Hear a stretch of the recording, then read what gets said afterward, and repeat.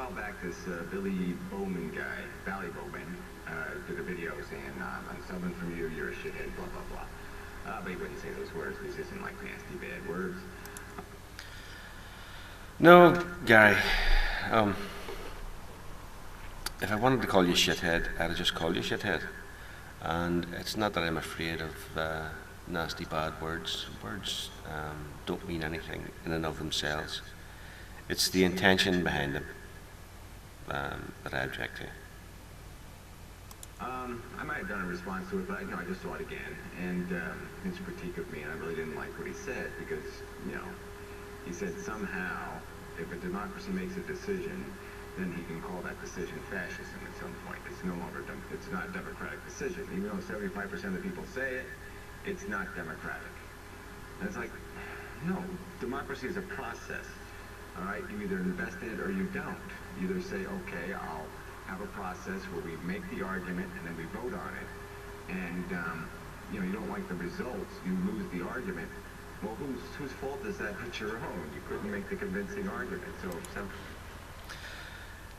well, the problem here, Gary, is you're confusing democracy with majoritarianism. Superficially, they may look the same, but they're not. Although there are different types of democracies, there are sort of two basic underlying features which any good democracy must have. The first is that everyone has access to the levers of power. I don't need to explain that any further. And secondly, that there is a basic code or a basic Bill of Rights or a basic constitution that protects the individual and the minority that everyone signs up to. And that is, the reason for that is to protect the minority from the tyranny of the majority. So what would the tyranny of the majority be? Well, the tyranny of the majority might be, say, someone argues that it would be a good idea for the future of mankind that a certain proportion of the populace be sterilised. If you're talking about the population of the whole world, maybe you're talking about 1 billion people could be sterilised.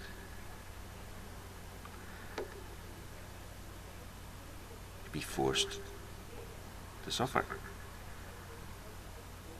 That's not democracy, right? I think you must know this. I think you must know the difference between majoritarianism and democracy. I think you must realise too that it's a fallacious argument. It's an argument ad populum, or whatever the Argumentum ad populum or something like that. Just because the majority agrees on it doesn't make it right. Understand? It doesn't make it right. And I explained this to you before. If the majority of the Christian populace of the United States voted to get rid of all the atheists, or to sterilise all the atheists, would that make it right? If they voted for it, and you didn't make your case convincingly enough, you just have to accept it. Would you accept it? I should bloody hope not. It's a stupid argument, Gary. You know it is. That's why you haven't, in this video, you don't actually spell out what you're talking about. You don't actually spell out what this majority decision is. You throw in some other thing about like vaccinating people against a disease. And that's deliberate. That is deliberately trying to move away from what the actual subject is. You're trying to sugarcoat this idea by calling it democracy. But it's not. It's not democracy. And in the end, a sugar-coated turd of an idea is still a turd underneath. It still stinks.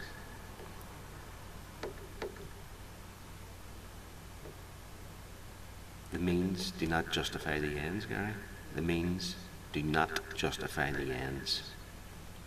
And if your philosophy is that you can inflict suffering on 1 billion people so that several other billion people are okay, then that's a philosophy that I and many others will be objecting to. And I and many others would be standing right in front of your face, stopping you doing it. And it doesn't matter whether you've got 75% of the population behind you or not. People will always oppose tyranny, and you're proposing tyranny.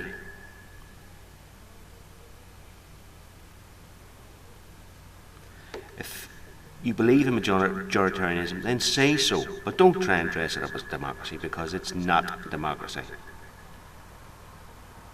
And spell out your ideas. If you're convinced about them, spell them out. Don't be afraid to spell them out if you're convinced by them. But you know the idea is horrendous, which is why you avoid it. Which is why you avoid talking about it directly in this video. You try to dress it up as something else. You're talking about causing suffering to millions or billions of people to suit some fantasy. And no one's going to stand for that.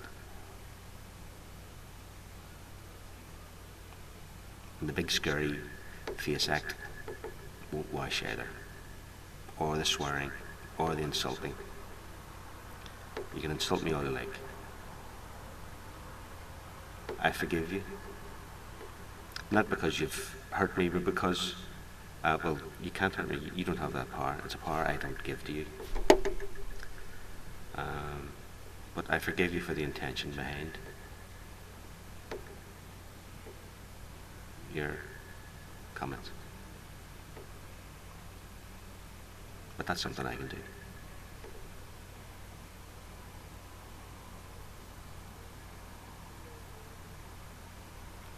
Try and think about what you're saying, Gary. Seriously, try and think about what you're saying. You cannot hold these two different views in your head, that you want to relieve suffering, but you're prepared to cause suffering, to release suffering. It's nonsense. Think about it.